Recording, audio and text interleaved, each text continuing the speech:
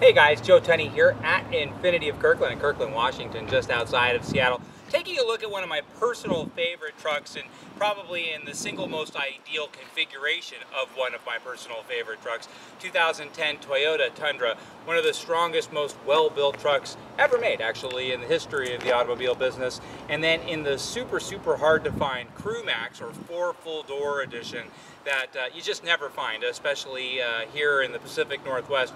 You'll see some, these kind of fly-by-night operations who buy cars from the auction, and they'll get these East Coast cars periodically. That's about the only time you ever see CrewMaxes available, at least in the Seattle marketplace. And so you have to ask yourself, whenever somebody buys something, New York, Pennsylvania, something, why did 2/3 of the population who live on that end of the country not want that particular vehicle, and why did it have to get shipped all the way to the other end of the United States to find a buyer? And typically that has to do with rust. And I know for people who live on the Eastern Seaboard, they say, hey, our cars are fine, they are what they are, but people out west strongly prefer cars that come from out west, especially all-wheel drive vehicles, because these are the vehicles most likely to be outside during snow or inclement weather. And so in the east, or in Colorado, certain areas where there's a lot of snow, they'll put a lot of salt on the ground. A lot of salt means a lot of corrosion underneath the vehicle. And Toyotas are particularly sensitive, at least their buyers are particularly sensitive about that, because Toyota buyers tend to want to keep their trucks the longest of any truck owner that there is. And that's not to say that the quote-unquote American big three trucks are bad. They're wonderful, and by 2010, Ford's got an entirely new frame, Dodge has an entirely new rear suspension that makes their trucks drive more like cars. I mean, there's a lot of neat stuff going on in the 2010 model year that's competitive with this Tundra. It's just, we all know, Toyota just builds to a certain caliber that everybody else is really not even that close to. And this goes all the way back to Tacoma trucks and even before Tacoma trucks. And I think that when people compare the Tundra to the quote-unquote big three, they're really missing the point. I don't think many Tacoma or Tundra owners are really comparing against Dodge, Chevy, GM, Ford, and the likes. Is that they're comparing it against, should I get a Tacoma or should I get a Tundra? I want a Toyota because I know the resale value is going to be spectacular. I know that it's super easy to sell a Toyota compared to the other brands, and they just last forever. And we've taken enough of these in with 130, 150,000 miles, and they drive like new. I mean, there's no other way to say it. Toyota trucks are the best of the business. Now this, again, CrewMax 4 full doors, you just never ever see them. And to have a 2010 fully loaded and fully accessorized car like this, kind of a neat thing. We just took it in trade last night. And one of the first things I noticed on this truck is that it's got a different grille. And not only is it black, but it's a totally different kind of grille than you'd find from the factory. And this bumper is straight out of the future. This you could incur some pretty heavy stuff, and believe me, this big heavy bumper is going to get you right through it, no problem at all. I'm going to pop the hood. We're going to take a look underneath. Now we talk about domestic-made trucks. The truth of the Tundra is this generation of Tundra, which came out in 2008 to replace the Tundra line that came out in 2000, is actually made in San Antonio, Texas. And so it is, in fact, a domestic truck through and through. And then it has their iForce 5.7 liter V8 engine. There's a smaller couple of engines that you can get as well, but this is the most desirable available. It's 381 horsepower and 401 pound-feet of torque. And then this one has a couple of extra goodies on it, the TRD Toyota Racing intake, and then the matching Toyota Racing or TRD exhaust. So I don't know what the horsepower torque gain is, even if it's just a few. You're looking at the 385 to 390 horsepower. And in fact, 381 and 401, that's actually the same power output that you find on the 2014, the new Tundra. And then taking a look around this particular truck, it's got a really chunky look to it, obviously, with the cool wheels, the aggressive off-road tires, and then that big stout front bumper. It has a look that's distinctive to this particular car. And then it has tinted windows and some of the other accoutrements around the windows and above the electronic moonroof. And then this being a CrewMax, also you have the availability of a moonroof. And then if I jump inside, I can see, it's 6 feet tall and almost 200 pounds.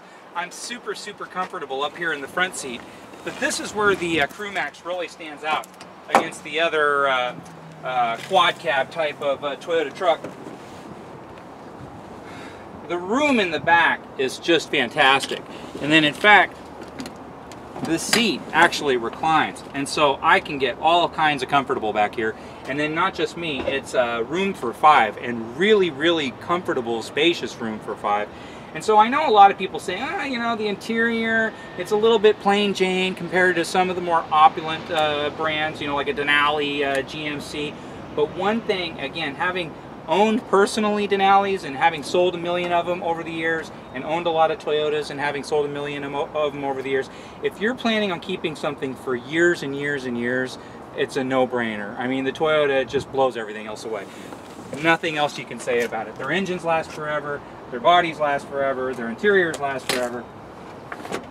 And so this particular truck, if you look in the back, has a really nice stereo system upgrade. It already has the JBL the JBL stereo system, but then they added this very nice speaker enclosure and then the amplifier over here as well. You got an extra storage box in the back. And then again, you've got those pipes that say TRD on them for the TRD exhaust, and then this one is set up for trailer tow, as every Tundra just about that you're going to see is set up for trailer tow. With the 5.7 liter engine, this will tow 10,800 pounds. And yes, I mean, at maximum pulling capacity, a lot of these domestics are up to some pretty sky-high numbers these days, especially with the diesels. I mean, you're hearing 20,000 pounds thrown around pretty regularly. But for most people, for 99% of towing applications, even if you're towing horses or something like that, 10,800 pounds is a lot of pulling power.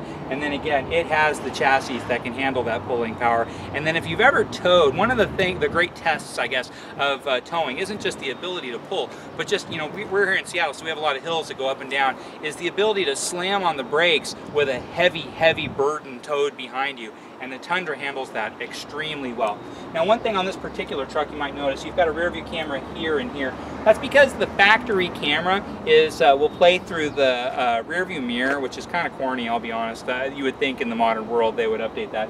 But the this one has a navigation unit installed, and so they have a far nicer rear view camera that works with the navigation unit for this particular truck. Rhino liners are always a really nice touch. They look great even if they take a lot of abuse. This one doesn't seem to have taken any abuse, but it's already in there. It's the best brand that you can get, and it looks cool. And then the DZ extra storage in there, that's locking storage as well. Taking a look around, the passenger side looks just as good as the front side. And again, this was just traded in last night. We have not had the opportunity to even hose this one down. Taking a look on the passenger side of the back seat, there's that JBL amplifier unit to go along with those JBL speakers. And then let me jump in the front.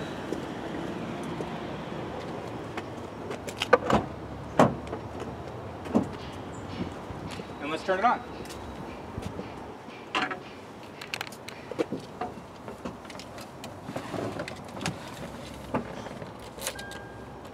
Oops.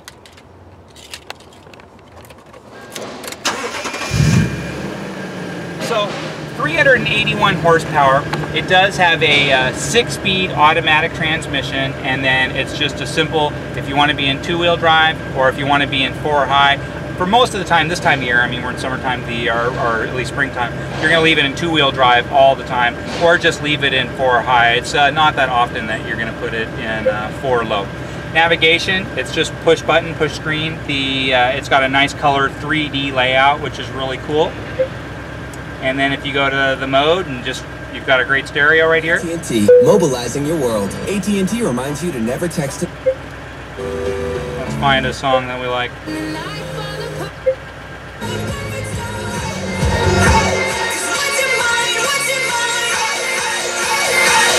There's no going back.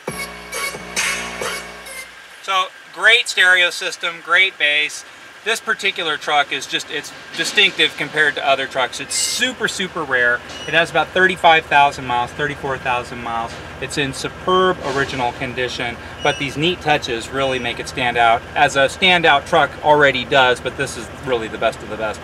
But we have not run it through our shop yet, so if you have any questions about the shop report, I can certainly scan it to your home email or fax it to your office or whatever it is that you please to help you make the most informed decision. We don't like to sell a car until we know exactly what's going on, tires, brakes and everything like that. I'm assuming this is going to be perfect, but we're the ones who are standing behind it, so we want to make sure it is in fact perfect. And if you have any questions about this particular truck or anything we sell here at Infiniti of Kirkland, please don't hesitate to give me a call. My name's Joe Tunney. I'm the sales manager here at Infiniti of Kirkland. You can call me anytime, 425-821-1600, or just drop me an email at joet@infinitiofkirkland.com.